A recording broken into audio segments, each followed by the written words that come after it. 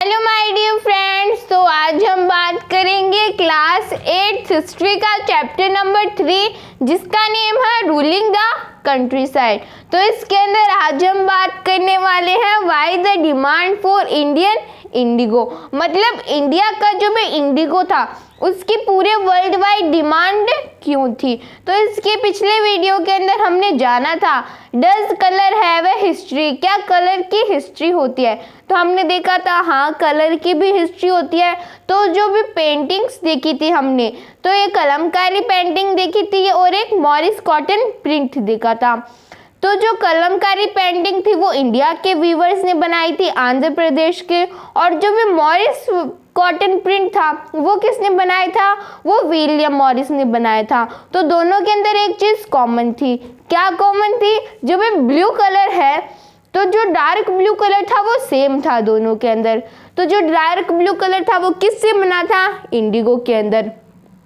और जो इंडिया का इंडिगो था उसकी पूरे वो इंडिया का जो इंडिगो था वो पूरे वर्ल्ड के अंदर सप्लाई होता था। तो लोग इंडिया के इंडिगो को ही खरीदना क्यों प्रीफर करते थे। तो इंडिया अ ट्रॉपिकल कंट्री, इंडिया एक ट्रॉपिकल कंट्री है। तो ट्रॉपिकल कंट्री कौन सी होती है, जैसे मान लो ये पूरी अर्थ है और ये इक्वेटर लाइन है, ये ट्रॉपिक ऑफ कैंसर, ये ट्रॉपिक ऑफ कैप्रिकॉर्न, और इसके अंदर ये वाला जो भी एरिया है तो ये ट्रॉपिकल एरिया हो गया। नीचे इक्वेटर लाइन, बीच में इक्वेटर लाइन, ऊपर ट्रॉपिक ऑफ कैंसर, नीचे ट्रॉपिक ऑफ कैप्रिकॉर्न, तो ये ट्रॉपिकल वाला एरिया हो गया। और जो इंडिगो था वो ट्रॉपिकल एरिया के अंदर ही ग्रो होता था। Since past Indigo produce in India was use all over the world, और जो इंडिया का इंडिगो था वो पूरे वर्ल्ड के अंदर यूज किया जाता था। तो इंडिया के इंडिगो की पूरे वर्ल्ड वाइड बहुत ज़्यादा डिमांड थी। तो जो भी इंडिगो था वो ट्रॉपिकल कंट्री के अंदर ही ग्रो होता था। ऐसा नहीं है कि वो टेम्परेट रीजन के अंदर ग्रो नहीं होता था, वो टेम्परेट एरिया के अंदर भी ग्रो होता था, लेकिन वो बेस्ट मतलब सबसे अच्छा तो वो सबसे अच्छा ट्रॉपिकल एरिया के अंदर ही ग्रो होता था। अगर मान लो कोई भी व्यक्ति है जो यूरोप के अंदर है और वो इंडिगो के जो सीड्स है वो डाल देता है और बोलता है कि इंडिगो ग्रो हो जा, तो इंडिगो बोलेगा नहीं मैं तो नहीं ग्रो होऊंगा क्योंकि ये टेम्परेट रीजन है। ऐसा नहीं होता, जो यूरोप होता है वहाँ पे भी इंडिगो ग्रो होता है, लेकिन वहाँ पे इतना अच्छा ग्रो नहीं होता, या तो वहाँ पे ग्रो होता ही नहीं है, अगर होता भी है तो एकदम खराब सा ग्रो होता है, तो वो नए के बराबर ही ग्रो होता है। तो इंडिया के अंदर जो इंडिगो था उसकी डिमांड थी, इंडिया के इंडिगो की डिमांड थी, ह्यूज डिमांड थी। डिमांड ही नहीं, उसकी बहुत ज़्यादा डिमांड थी। मान लो ये मार्कर है और इसकी डिमांड बहुत ही ज़्यादा है, सभी लोग मेरे मार्कर को खरीदना चाहते हैं। तो कोई बोलता है मैं इसके 10 रुपये दूंगा, कोई बोलता है मैं इसके 15 रुपीज़ दूंगा, कोई बोलता है मैं इसके 20 रुपीज़ दूंगा। तो अगर इसकी डिमांड हाई होगी तो ऑटोमेटिकली इसके प्राइस भी हाई होंगे। तो हाई डिमांड थी और हाई प्राइस थे। तो इंडिगो की हाई ह्यूज डिमांड और ह्यूज प्राइस थे, लेकिन वहाँ के जो यूरोपियन कल्टीवेटर्स थे उनके पास में वोट भी था। तो अब ये वोट क्या होता है, तो वोट जैसे इंडिया के अंदर जो इंडिगो है वो ग्रो होता है, उसी प्रकार से यूरोप के अंदर वोट जो क्रॉप है वो ग्रो होती थी। अवेलेबल इन यूरोप, ये यूरोप के अंदर अवेलेबल होती थी। Fear of would producer competition from Indigo, और जब भी वहाँ के वुड प्रोड्यूसर होते थे ये वुड प्रोड्यूसर, तो ये जो भी वुड प्रोड्यूसर होते थे मतलब वुड को ग्रो करने वाले होते थे, वो उनके फियर में नहीं थी, मतलब उन्हें कंपटीशन फेस करना पड़ता था, किसके साथ में, इंडिगो के साथ में। तो जैसे मान लो मैं हूँ और मैं राजस्थान के अंदर एप्पल जो है वो बेचती हूँ, और कोई जो व्यक्ति है वो कश्मीर के एप्पल लेके आता है, तो बताओ लोग मेरे ज़्यादा एप्पल खरीदेंगे या फिर उस कश्मीर वाले के ही खरीदेंगे क्योंकि उसके वो एप्पल ज़्यादा अच्छे हैं। तो वैसे ही हम दोनों के बीच में कंपटीशन हुआ। वैसे ही अगर मान लो मैं वुड प्रोड्यूसर हूँ और कोई जो व्यक्ति है वो इंडिगो प्रोड्यूसर है, तो मैं चाहूँगा कि वो उसका इंडिगो जो है वो हमारे ब्रिटेन के अंदर ना आए। अगर मान लो मैं ब्रिटेन के अंदर रहती हूँ तो मैं चाहूँगी कि उसका जो भी इंडिगो है वो हमारे ब्रिटेन के अंदर नहीं है। तो वैसे ही जो वुड प्रोड्यूसर थे वो चाहते थे कि इंडिया का इंडिगो हमारे हमारे ब्रिटेन के अंदर ना आए, क्योंकि अगर वो इंडिया का इंडिगो हमारे ब्रिटेन के अंदर आएगा तो लोग ज़्यादा इंडिगो को ही लेना पसंद करेंगे और हमारा जो वोट है वो नहीं लेंगे। तो बाद में उन्होंने सोचा कि हमें कोई फ़ायदा नहीं होगा, तो बाद में ये वोट प्रोड्यूसर ने अपनी गवर्नमेंट को बोल दिया कि आप इंडिगो के ऊपर बैन कर दो, और बाद में जो भी गवर्नमेंट है वहाँ की वो इंडिगो के ऊपर बैन कर देती है, तो इनसे इनको प्रॉफिट हो जाता है। लेकिन जैसे जैसे इंडस्ट्रियलाइजेशन बढ़ता जाता है, अगर मान लो मैं डायर हूँ और कोई मेरे से पूछे कि आपको इंडिगो, अगर मान लो कोई एक ड्रेस दे दे मेरे को और बोले कि मैं आपको वोट भी देता हूँ और इंडिगो भी देता हूँ, अगर आपको इसके अंदर इससे जो अच्छा लगे आपको उस ड्रेस के ऊपर वो प्रिंट करना है, तो मैं कौन सा प्रिंट करूँगी? मैं तो वही प्रिंट करूँगी जो मेरे को पसंद करता है, जो मेरे को अच्छा लगता है। तो सभी डायर्स को इंडिगो ही ज़्यादा पसंद था, तो लोग इंडिगो को बहुत ही ज़्यादा पसंद करते थे, तो इंडिगो की वर्ल्ड वाइड बहुत ज़्यादा डिमांड थी। तो इसी कारण से जो वुड प्रोड्यूसर्स होते हैं, वुड प्रोड्यूसर्स ने बोल दिया कि आप इंडिगो के ऊपर बैन कर दो, तो बाद में वहाँ की गवर्नमेंट ने इंडिगो के ऊपर बैन कर दिया। अगर वो इंडिगो के ऊपर बैन नहीं करेगी तो क्या होगा? तो वहाँ के वुड प्रोड्यूसर उनको टैक्स नहीं देंगे और गवर्नमेंट हमेशा अपने सिटीजन्स की बात सुनती है। तो बाद में उन्होंने वो जो इंडिगो की सप्लाई होती थी उसके ऊपर बैन कर दिया। लेकिन जैसे जैसे इंडस्ट्रियलाइजेशन की ग्रोथ होती गई तो बाद में इंडस्ट्री वालों ने बोल दिया कि हमें तो इंडिगो ही चाहिए, ये जो वुड है इसकी क्वालिटी इतनी अच्छी नहीं है। तो बाद में इंडस्ट्रियलाइजेशन के ग्रोथ के कारण जो इंडस्ट्रियलिस्ट होते हैं उन्होंने गवर्नमेंट को बोल दिया कि आप ये जो बैन लगाया है आपने, आप इसको हटा दो। तो गवर्नमेंट तो हमेशा अपने सिटीजन्स की बात सुनती है, तो बहुत सारी इंडस्ट्रीज ग्रो होती है।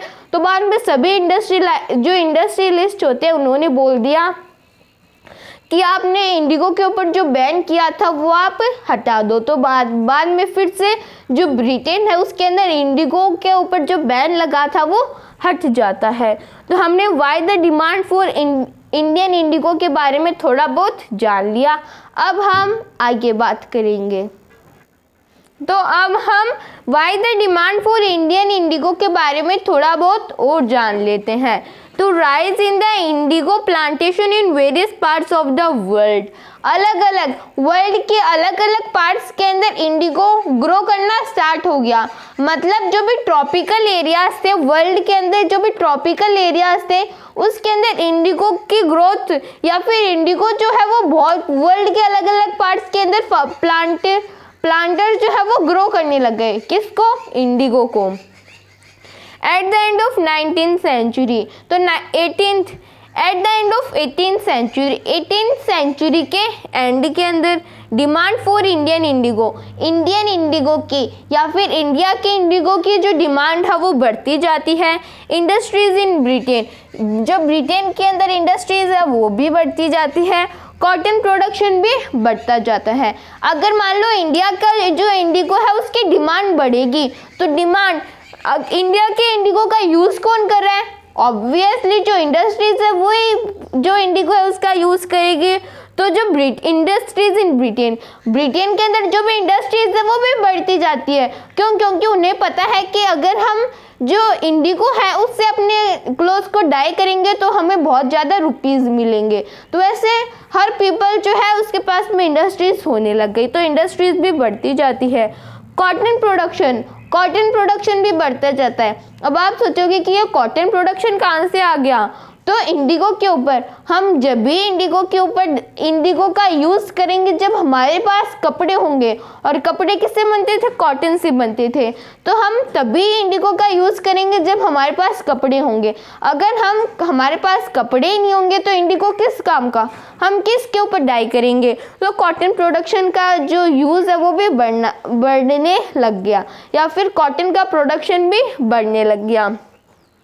As existing supplies from West Indies and America, पहले कहाँ से सप्लाईज होती थी इंडिया के अंदर नहीं, जो कहाँ से पहले कहाँ से सप्लाईज होती थी इंडिगो की ब्रिटेन के अंदर।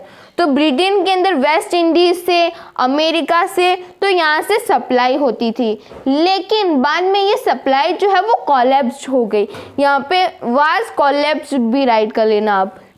तो ये जो सप्लाईज होती थी वेस्ट इंडीज से, अमेरिका से, ये कोलैप्स हो गई। कोलैप्स क्यों हो गई, इसके वेरियस रीज़न है, बहुत सारे रीजंस हैं। तो एक रीजंस तो हम पढ़ ही लेते हैं, क्योंकि उस समय जो अमेरिका है वो खुद की इंडिपेंडेंस के लिए लड़ाई कर रहा था। तो बाद में जब वो लड़ाई कर रहा था और उन्हें फ्रीडम मिल गई, और बाद में उन्होंने बोल दिया कि हम ब्रिटेन को हमारा जो भी इंडिगो है वो सप्लाई नहीं करेंगे। वेस्ट इंडीज़ वालों ने भी बोल दिया हम भी हमारे इंडिगो सप्लाई नहीं करेंगे। तो 1783 से 1789 के अंदर Indigo production in the world fail by half. पहले जितनी सप्लाई होती थी, अगर मान लो पहले जो इंडिया का इंडिगो है वो 50% जाता था, तो बाकी का एरिया, बाकी का जो भी इंडिगो है, अगर मान लो पहले 50% इंडिगो की सप्लाई होती थी, तो बाद में 25 इंडिगो की ही सप्लाई होने लगी। तो इंडिगो की जो भी सप्लाई है वो हाफ हो गई। कब? 1783 से 89 के अंदर। तो हमने why the demand for Indian Indigo भी पढ़ लिया। तो इसके अंदर हमने जाना कि इंडिया का जो भी इंडिगो था उसकी डिमांड बढ़ने लगी। क्यों बढ़ने लगी? क्योंकि इंडिगो जो है वो ट्रॉपिकल एरिया के अंदर ही ग्रो होता था। ट्रॉपिकल एरिया कौन सा होता है? तो ये अर्थ है, इसके अंदर ये इक्वेटर है, Tropic of Cancer, Tropic of Capricorn, तो ये वाला ट्रॉपिकल एरिया। फिर ऊपर नॉर्थ पोल, नीचे साउथ पोल, और ये वाला टेम्परेट रीजन। तो हमने ट्रॉपिकल और टेम्परेट दोनों समझ लिया। तो ट्रॉपिकल एरिया के अंदर ही इंडिगो ग्रो होता था, और जो इंडिगो था उसकी ह्यूज डिमांड थी और उसके प्राइस भी बहुत ही ज़्यादा थे। जबकि जो वुड था वो ब्रिटेन के अंदर ग्रो होता था, या फिर यूरोप के अंदर वो आसानी से मिल जाता था। तो वो वहाँ पे वुड जो है वो ब्रिटेन के अंदर ग्रो होता था, और जो भी वुड प्रोड्यूसर थे उन्हें कंपटीशन सहना पड़ रहा था इंडिगो के साथ में, क्योंकि इंडिगो की क्वालिटी बहुत ही ज़्यादा अच्छी होती थी। तो उन्होंने ब्रिटेन की या फिर यूरोप की गवर्नमेंट से बोल दिया कि आप इंडिगो की सप्लाई के ऊपर बैन लगा दो। तो गवर्नमेंट ने अपने सिटीजन्स की बात सुनी और उन्होंने बैन लगा दिया। बाद में जैसे जैसे इंडस्ट्रीज ग्रो होती गई, तो इंडस्ट्रियलिस्ट ने बोल दिया कि आपको इंडिगो का बैन हटाना ही पड़ेगा। तो बाद में गवर्नमेंट प्रेशर के अंदर आ गई और उन्होंने जो बैन था वो हटा दिया। तो बाद में फिर से ब्रिटेन के अंदर सप्लाई होने लगी। अब वर्ल्ड के अलग अलग पार्ट्स के अंदर इंडिगो ग्रो होने लगा, और ब्रिटेन के अंदर भी बहुत ही ज़्यादा सप्लाई होने लगी। तो 18th सेंचुरी जब एंड होने वाली थी, तो demand for Indian Indigo, India के इंडिगो की डिमांड बढ़ने लगी। ब्रिटेन के अंदर इंडस्ट्रीज भी बढ़ने लगी और कॉटन का प्रोडक्शन भी बढ़ने लगा। और ब्रिटेन के अंदर जो इंडिगो था उसकी कहाँ से सप्लाई होती थी? इंडिया से होती थी, वेस्ट इंडीज से होती थी, अमेरिका से होती थी, और भी बहुत सारी कंट्रीज से होती थी। लेकिन बाद में वो कोलैप्स हो गई। कोलैप्स क्यों हुई? क्योंकि बाद में उन्होंने अपनी इंडिपेंडेंस असर्ट कर ली और बोल दिया कि अब हम इंडिगो की सप्लाई नहीं करेंगे। क्यों नहीं करेंगे? क्योंकि जो इंडिगो होता था उसकी एक प्रॉब्लम भी थी। क्या प्रॉब्लम थी? क्योंकि वो सोयल की जितनी भी फर्टिलिटी है उसको सोयल की फर्टिलिटी नहीं बचती थी अगर हम इंडिगो की जो क्रॉप है उसको ग्रो कर देते थे। तो वो हम आगे पढ़ेंगे बाद में। और 1783 से 1789 के अंदर Indigo production in the world fail by half हो गया था। कब? 1783 से 1789 तक इंडिगो की जो सप्लाई थी वो हाफ हो गई थी। अब ब्रिटेन ने सोचा कि अब हमें कहाँ से इंडिगो मिलेगा, हमें कोई ना कोई इंडिगो लेने का सोर्स तो चाहिए। तो बाद में ब्रिटेन जो है वो इंडिया की तरफ अपना रुख करता है। तो उसके बारे में हम हमारे नेक्स्ट वीडियो के अंदर डिस्कस करेंगे। Britain turns to India. If anybody have any type of doubt, any type of query, then please mention in the comments below. Thank you so much.